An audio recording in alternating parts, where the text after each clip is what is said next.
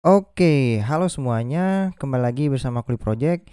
Jadi di Fast Track Flutter Intermediate ini merupakan lanjutan dari Flutter Beginner ya. Jadi Fast Track Flutter Beginner, kita lanjut ke Fast Track Flutter Intermediate. Nah, di sini kita akan ngebahas semua tentang ya lanjutannya gitu ya. Sebelumnya di Fast Track Flutter Beginner saya punya kursus di Udemy ini.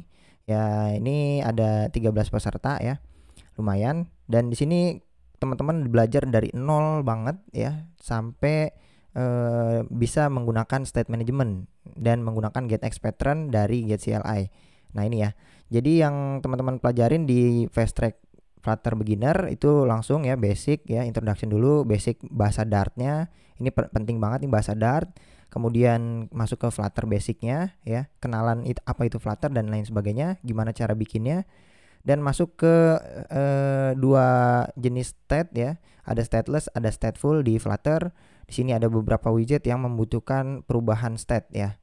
Nah, kemudian di sini ada latihan-latihan juga, dan kita di setiap ini section emang pasti ada latihan biar teman-teman bisa lebih paham gitu ya.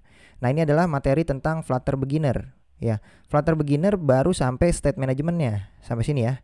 Di sini ada GetX pattern, Get CLI ya. Dan yang terakhir kita tutup dengan studi kasus gimana cara bikin aplikasi ongkos kirim. Nah, materi basic ini materi beginner akan dilanjutkan di Fast Track Flutter Intermediate. Fast Track Intermediate ini kita akan masuk ke database ya, baik lokal maupun online ya.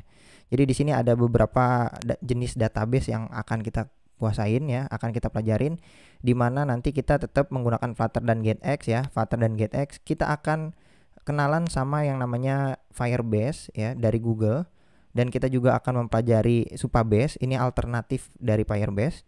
Kemudian ini adalah Firebase dan Supabase ini merupakan database secara online gitu ya.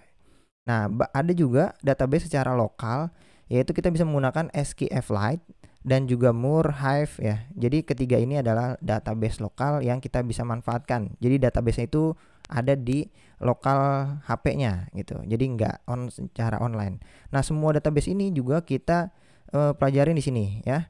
Dan juga tidak lupa pula di materi Fast Track Flutter Intermediate ini kita juga ngebahas tentang gimana sih caranya bikin responsive UI dan adaptive UI. Oke, langsung aja kita mulai kursus Fast Track Flutter Intermediate-nya.